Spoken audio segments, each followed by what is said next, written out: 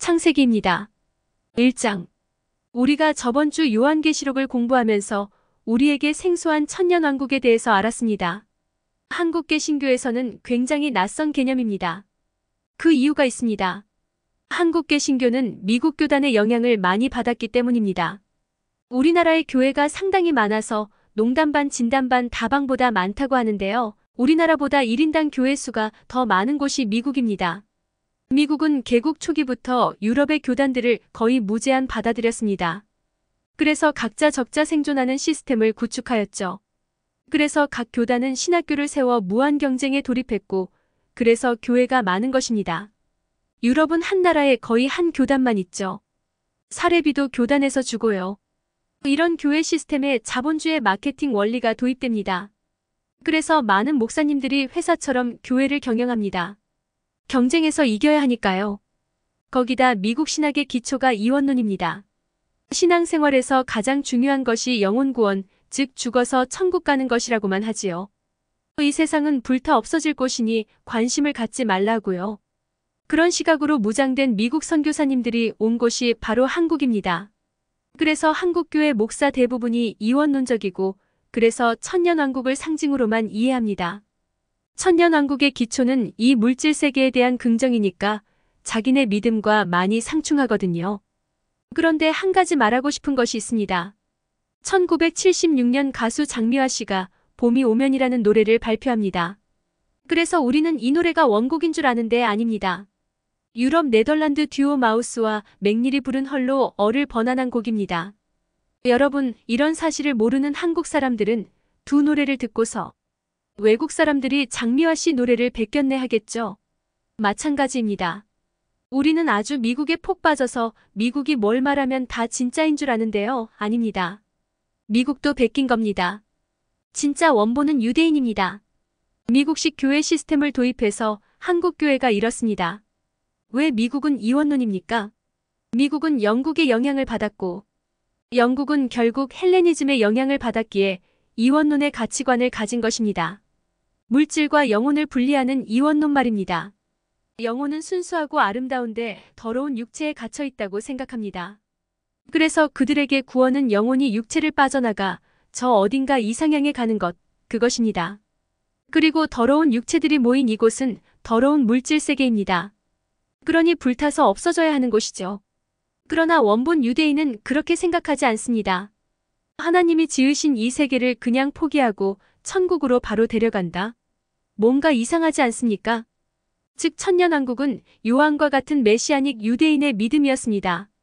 예수님이 육체로 부활하신 것을 보고 유대인들은 깨달은 것입니다. 아, 이 육체는 소중한 것이구나. 소중하니까 신의 아들 메시아가 육체로 부활하셨겠지. 그렇다면 이 물질 세계도 소중하구나. 죄되고 악한 것이 아니구나. 이런 결론이 난 것이죠. 그래서 천년왕국이 나온 것입니다. 즉 육체를 입은 예수님과 육체를 입은 우리 믿는 자들이 이 물질 세계에서 다스려야 할 곳, 그곳이 바로 천년왕국입니다. 그래서 천년이 흐르고 나면 그때 비로소 새 예루살렘이 내려와 우리 육체와 도킹하는 것입니다. 왜 천년왕국이 있고 또 천국이 따로 있어야 하는지에 대해 말씀드린 것입니다. 창세기 1장. 태초에 하나님이 천지를 창조하시니라.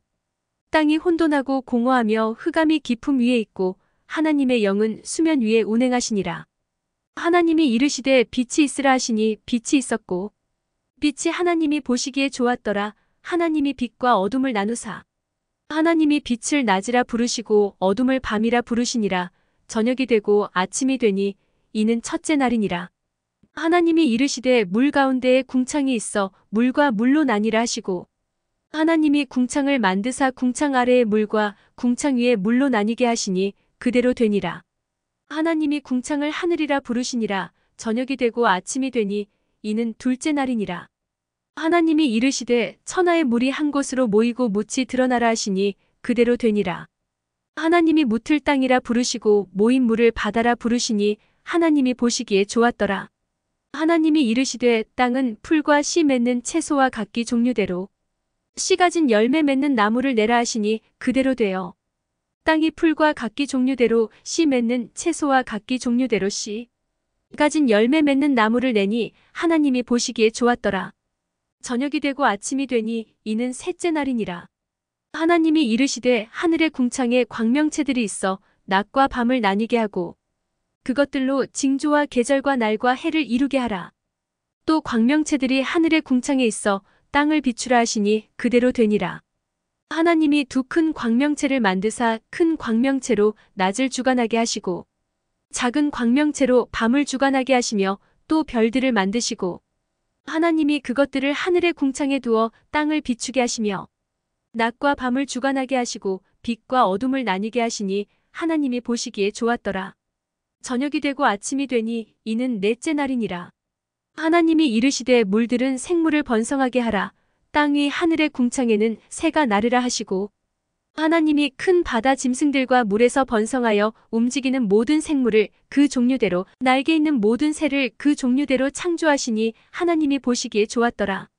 하나님이 그들에게 복을 주시며 이르시되 생육하고 번성하여 여러 바닷물에 충만하라. 새들도 땅에 번성하라 하시니라. 저녁이 되고 아침이 되니 이는 다섯째 날이니라. 하나님이 이르시되 땅은 생물을 그 종류대로 내되 가축과 기는 것과 땅의 짐승을 종류대로 내라 하시니 그대로 되니라. 하나님이 땅의 짐승을 그 종류대로 가축을 그 종류대로 땅에 기는 모든 것을 그 종류대로 만드시니 하나님이 보시기에 좋았더라. 하나님이 이르시되 우리의 형상을 따라 우리의 모양대로 우리가 사람을 만들고 그들로 바다의 물고기와 하늘의 새와 가축과 온 땅과 땅에 기는 모든 것을 다스리게 하자 하시고 하나님이 자기 형상 곧 하나님의 형상대로 사람을 창조하시되 남자와 여자를 창조하시고 하나님이 그들에게 복을 주시며 하나님이 그들에게 이르시되 생육하고 번성하여 땅에 충만하라. 땅을 정복하라. 바다의 물고기와 하늘의 새와 땅에 움직이는 모든 생물을 다스리라 하시니라. 하나님이 이르시되 내가 온 지면에 씨 맺는 모든 채소와 씨 가진 열매 맺는 모든 나무를 너희에게 주노니 너희의 먹을 거리가 되리라. 또 땅의 모든 짐승과 하늘의 모든 새와 생명이 있어 땅에 기는 모든 것에게는 내가 모든 푸른 풀을 먹을 거리로 주노라 하시니 그대로 되니라. 하나님이 지으신 그 모든 것을 보시니 보시기에 심히 좋았더라. 저녁이 되고 아침이 되니 이는 여섯째 날이니라. 이제 하나님 왕국의 시작입니다. 창세기. 원래 이름은 브레시트, 태초에입니다. 먼저 영상을 볼까요? 진화론이 이렇게 거짓됩니다. 이 세상에는 두 가지 가르침이 있습니다. 철저한 신본주의 헤브라이즘, 철저한 인본주의 헬레니즘.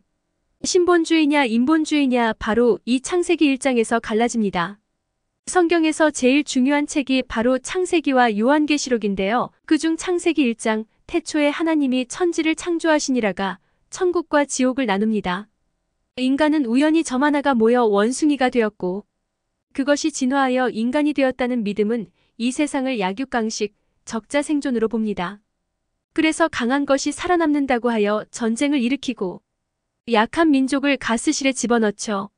히틀러가 진화론 신봉자입니다. 여러분 오해하면 안 됩니다. 히틀러 한때 신학교 가려고 했던 사람입니다. 독일 기독교 국가였습니다. 그런데 진화론을 신봉하였죠. 또 하나 헤브라이즘입니다. 창조론을 믿는 사람은 이 세상을 적자생존으로 보지 않습니다. 하나님의 형상을 한 동료들이 각자 받은 달란트대로 열심히 살아가면서 아름다운 세상을 함께 만들어가는 곳으로 봅니다. 죽어서 천국만 가는 것이 아니라 이 땅, 모든 영역 속에 들어가 아름다운 세상이 되도록 헌신하는 것, 그것이 그들의 목표입니다. 태초에 하나님이 물질 세계를 창조하니라. 하나님 보시기에 심히 좋았더라. 천년왕국과도 연결되죠. 또 하나 하나님이 첫째 날 빛을 지으시고 넷째 날 해달 별을 만드십니다. 우리는 흔히 빛이 태양에서만 나오는 줄 알지만 그렇지 않습니다. 자외선, 적외선, 감마선 등 우주에는 수많은 빛이 있습니다. 그런데 창세기는 과학적 증명을 위해 쓰여진 책이 아닙니다. 4000년 전 사람들에게 가르치기 위해 그동안 구전으로 전해진 말씀을 모아 만든 책이 바로 성경책이거든요. 그 시대 사람들에게 감마선, 자외선, 적외선을 지으셨다 해보세요. 이해가 될까요? 하나님이 연력학법칙이 있으라 하니 생겼다 하면 그게 사람들에게 이해가 될까요? 안 됩니다. 이 창세기는 문학적으로 쓰여진 것이죠. 그 당시 사람들에게 설명하는 것이 목적입니다. 비과학적이지 않고 초과학적입니다. 창세기 2장. 이것이 천지가 창조될 때에 하늘과 땅의 내력이니 여호와 하나님이 땅과 하늘을 만드시던 날에 여호와라는 이름이 나옵니다. 어떻게 생각하세요? 출애굽기 6장 내가 아브라함과 이삭과 야곱에게 전능의 하나님으로 나타났으나 나의 이름을 여호와로는 그들에게 알리지 아니하였고 분명 모세 때 비로소 하나님께서 여호와라고 알려주셨는데 어째서 창세기에 이렇게 여호와라고 나왔을까요? 이 모세오경을 누가 썼나요? 모세가 썼습니다. 모세가 이스라엘 백성을 나라로 조직하면서 제일 먼저 법령집 레위기를 썼을 것이고요. 그 다음 그 민족은 어떻게 시작되었나를 적었을 것입니다. 바로 창세기를 적은 것이죠. 그래서 하나님의 이름을 들은 모세가 여기다 여호와라고 기록한 것으로 추측합니다. 즉 성경은 하나님의 감동으로 편집되었습니다. 우리는 여기서 인간의 정체성에 대해 고민해야 합니다. 헬레니즘은 계속해서 주장하는 것이 인간은 완전 자율체라는 것입니다. 그래서 자유가 중요하다고 하죠. 인간이 정말 자율체인가요? 인간 스스로 완벽한 생각을 할 수 있고 그래서 절대 자유가 주어져야 할까요? 창세기가 말해줍니다. 인간은 완전체가 아니라고 말입니다. 인간은 영혼 육으로 지어져 있습니다. 마진 가제트 보듯이 영이신 하나님이 인간에 들어가 인간의 지정의를 주관하셔서 육이 움직일 때 비로소 하나님의 형상답게 살 수 있습니다. 짐승을 비로 피조 세계를 다스릴 수 있습니다. 스스로 완벽한 존재가 아닙니다. 누구의 영향 아래 살도록 지어졌습니다. 그런데 그 시스템을 거부하면 사단이 들어가 사단의 형상을 한 짐승의 말을 우리 육이 듣고 우리 혼이 속아 영을 팔아먹고 짐승을 섬기게 됩니다. 짐승한테 복을 빌고 마지막 때 짐승표를 받고 멸망하게 되지요. 우리는 영이신 하나님의 다스림을 받아야 이 물질 세계를 다스릴 수 있습니다. 그런데 법칙이 있습니다.